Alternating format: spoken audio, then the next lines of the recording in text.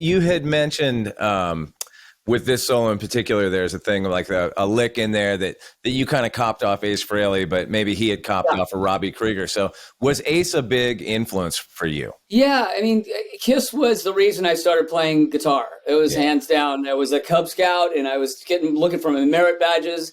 And my friend Rick Friel had a Kiss lunchbox in 6th grade, and I was like, "What is that?"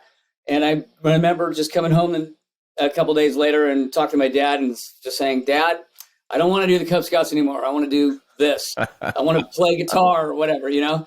And my parents were cool enough to buy me a $100 Mateo Les Paul in 1979, you know?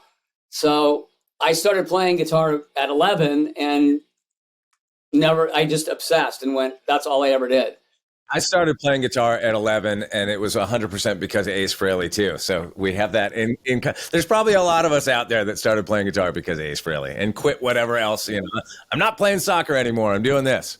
I want to be Space Ace, or I want to be the Star Child. I want whatever that. Kiss was such a huge thing to kids of the 70s, whatever. I had a Kiss room and everything. So I obsessed on it. It was exciting.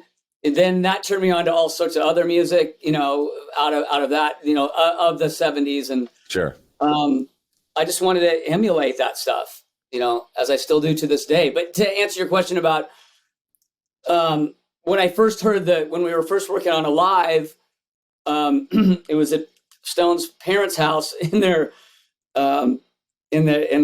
attic up there with this dog at our feet, and Jeff was there, and it was just the three of us.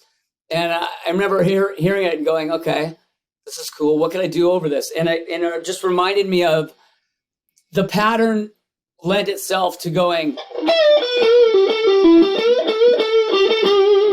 which was the Ace Frehley She solo, which I later found out was the Robbie Krieger 5-1 solo. But I knew directly I was taken from Ace because, like you said, he was the man, you know, and I wanted to play like those guys. I loved Kiss. I loved Smith. I loved.